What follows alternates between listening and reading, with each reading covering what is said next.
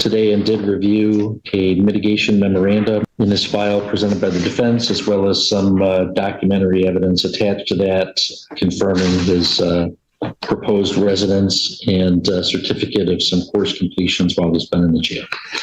Mr. Knight, with that, anything you want to say on behalf of your client? Yes, Your Honor. Thank you so much. So Mr. Wardell comes before the court at 42 years of age. He does have some criminal history. He got 7 prior misdemeanors, 1 prior felony. That 1 prior felony is, although it does have a victim attached to it, is wholly unlike what he's got going on in these 2 cases here. And so, of course, the court's going to consider that he does have a prior felony, but I hope the court doesn't consider that to be similar conduct going forward for today's hearing. Judge, he did take a plea agreement here in this matter. He pled guilty, as the court's already outlined. He does have a sentencing agreement, if any incarceration is ordered, that it shall not exceed 36 months. What I would say, in addition to and on behalf of Mr. Wardell, is that he's employable. He likes to work. He likes to stay busy. I think he's got one of those personalities where it's important for him to stay busy. I think that phrase about idle hands, blah, blah, blah, that's kind of Mr. Wardell's bag too. He needs to stay busy, and he understands that. He's already got a job lined up if the court were to decide to release him at any point in the near future. He does have significant credit time. I don't know if the court would remember, but Dr. Libby actually was Mr. Wardell's original attorney after there were some issues with that. I took him over and did this mitigation memo on his behalf with Ms. Vance, who I think worked really hard to put this together. Just so the court's aware, this is I think the second draft essentially of this memo. When I presented it to the prosecutor at first read, I think there was an interpretation that we're trying to cast blame on the victim here, and that's certainly not our intention. That is not the name of the game, and I hope that the court didn't take. I didn't read that in the sense. No, okay, and this is sort of a little bit of a revised draft. So, in fairness to Ms. Goodrich, this wasn't the original one that she read, but it's very similar. So, I just don't want the court to take that away. And it sounds like the court did not. I think that Mr. Wardell has done a ton of work on himself as he's been sitting in the jail. We provided numerous certificates on his behalf.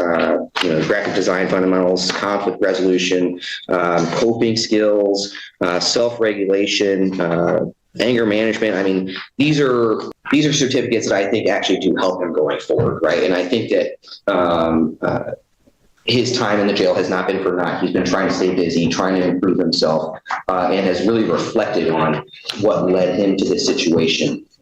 Like some other folks that we've talked about already this morning, Mr. Wardell, had he been taking care of his mental health and substance abuse issues long in advance of this, probably is not sitting here today, or if he is, it's on way less serious charges. Maybe he's down in district court or something, but he had a period of lawful behavior, was working very, very hard, had some really unfortunate issues happen with his mother where she ended up passing away. And that survivor's guilt, I think, has led him down this sort of really terrible path where, he just did not think that he was worth it to take care of himself anymore. And that's so terrible as a human being to be there. I think that he knows now that he is worth it. No matter what happens today, he is worth it. And he has to take care of himself.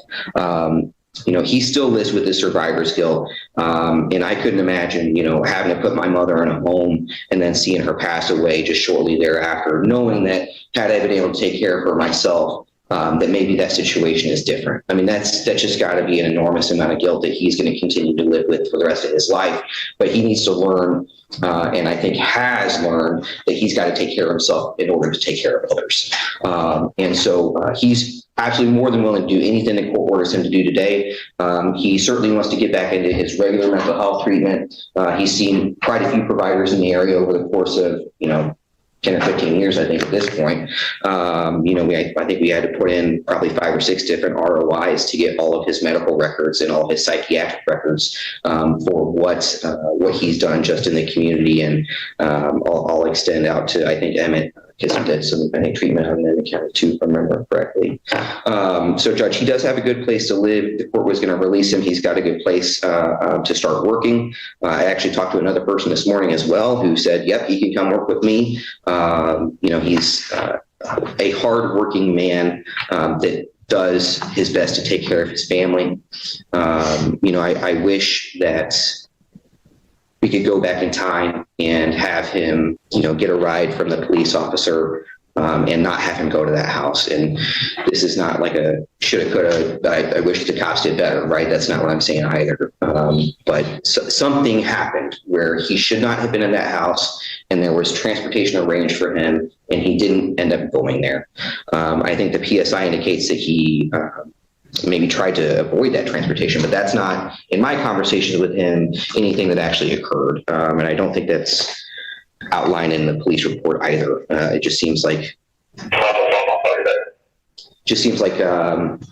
something happened and someone dropped the ball. I don't know who it is. I'm not here to cast blame, but I just wish that he would have not gone to that house. And so, Judge, Ms. Franca, I think, has some dealings with this court. Otherwise, although Mr. Wardell pled to this aggravated stalking, I think that Ms. Franca has continued to put money on his books. I think if the no contact order had been lifted, that she would have had contact with him as well, and that she did, at least at some point, filed to lift the PPO, although I don't think that was ever granted.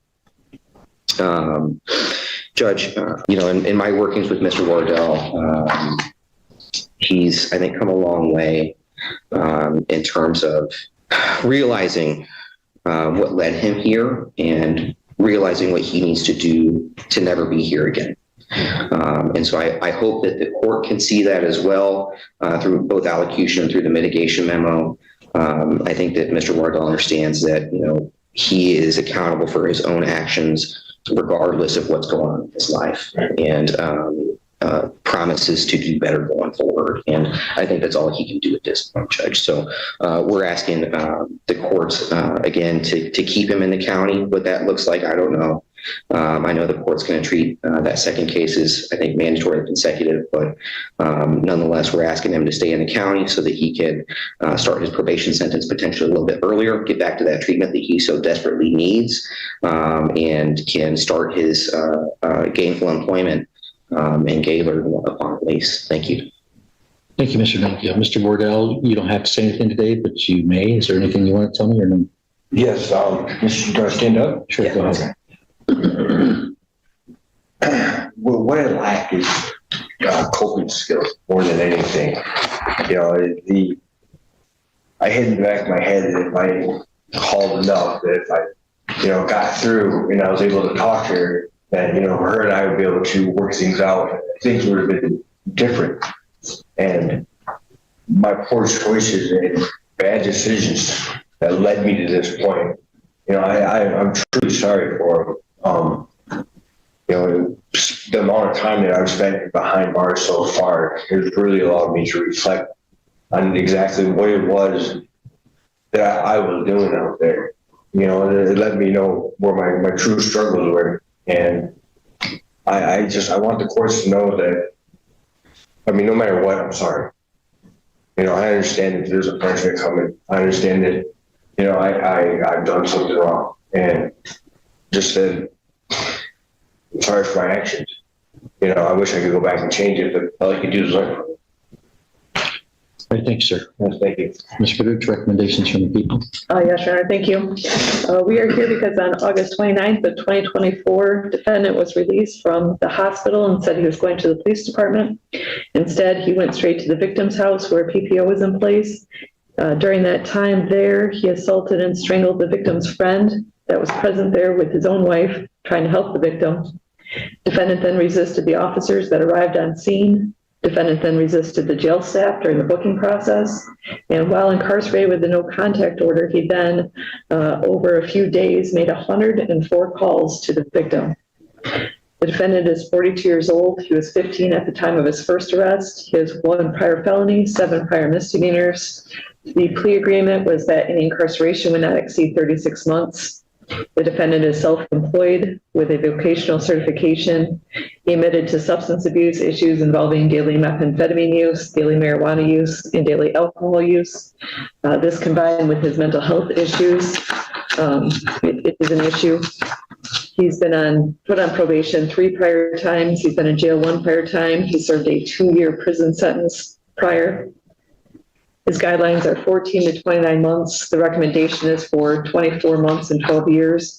I would ask that the 24 months and the 12 months run consecutive with the RNO for a total of 36 months, which would be consistent with the plea agreement. Thank you. All right, in this case, Mr. Wardell is 42 years of age. He has 1 prior felony. It was not a domestic assault or it was a different case entirely.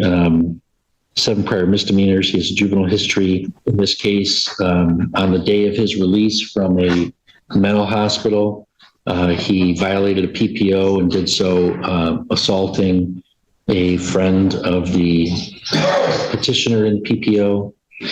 He was assaulted when he arrived in the jail and was resistant with officers while he was in the jail. As he acknowledged today, he made several attempts to contact the victim and the petitioner, the PPO, and that's the aggravated stalking in that case. These are serious crimes, and the guidelines reflect that, and the plea agreement reflects that. There are some mitigating factors here, principally that this did occur on the day of his release from a mental institution. There's a mental health component to what was happening here. The pre-sentence report and the mitigation memo outlines that history. And I think another distinguishing factor in this case is that Mr. Wardell does not have an extensive assaultive history, in contrast to another case that was sentenced here this morning that received a prison commitment. We have a couple pending contempts. I'll dismiss those contempts. He's served more than 93 days on those anyway. All right, and taking all these things into account, Mr. Wardell has been in the county jail for more than 15 months at this point. So he's served a significant amount of time while he's been in pretrial detention. There's been some changes of counsel during that time, and so there's an explanation for some of that delay, but he's been locked up for a significant time already. Taking all these things into account, in file 6925, there is a crime victims assessment of $130, court costs of $350, and state cost of $272. And I'm going to order Mr. Wardell serve 12 months in the Sheboygan County Jail with credit for 12 months previously served. That is a sentence that's a slight departure from the advisory guidelines. It is to facilitate then a probationary sentence with consecutive sentencing in the second case. So that's the sentence in 6925, essentially fines and costs and time served, which has been a year. In the second case, the aggravated stalking that was committed while in the jail, I believe that is a mandatory consecutive. To the extent that I'm wrong about the statute, I believe it is also discretionary consecutive, which I would apply, given that while he's incarcerated for violating a PPO, he continues to violate it. And in that case, I will place Mr. Wardell on a probationary term for 24 months. And Agent Martin, if you can direct that would be, I guess, the standard terms of probation. That would also include substance abuse assessment and treatment, and comply with and obtain a psychological assessment and comply with any treatment recommendations. In that file, there's $130 in a crime victims assessment, $68 in state cost. There will be a monthly supervision fee to the Department of Corrections. You are not eligible for early discharge for probation because it was a crime involving domestic violence. And I'm going to, in that file, order that Mr. Wardell serve 12 months in the Sheboygan County Jail, give him credit for 95 days previously served. I'm not giving full credit because it's consecutive, so I'm giving him the leftover credit that I didn't give in the first case. And this is consecutive to file 24-6925. That again is a slight downward departure from the advisory guidelines. That's the reason for that is to facilitate probationary sentence, along with now he's receiving a total of 2 years. So it's not really in that aspect, it's not really a departure, but it technically is a departure, and it is within the cap of the sentence. That's the sentence of the court, Mr. Wardell. Upon within 24 hours of your release from the Sheboygan County Jail a few months from now, you'll have to contact the probation department. And also, also one of the terms of probation would be no contact with Ms. Franca. And yes, you have a question, Mr. Wardell? Yes, sir. While incarcerated here, is there any chance I could take that CBT programming? Yeah, I don't know if he's going to be eligible for that or not. The jail will have to determine that.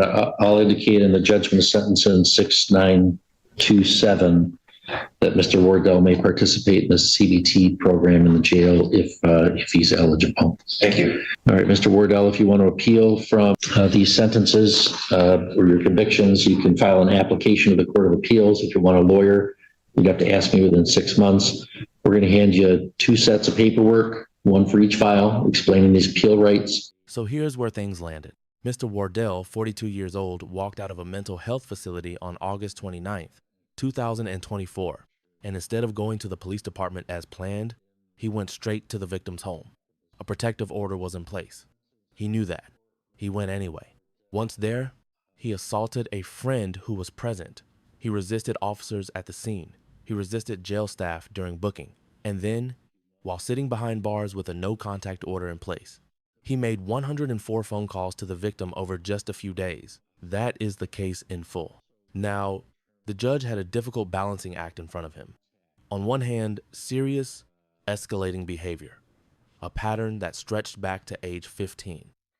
Daily methamphetamine use, daily alcohol use, prior prison time, 3 failed probation terms. On the other hand, a man who walked out of a psychiatric facility the very same day this happened.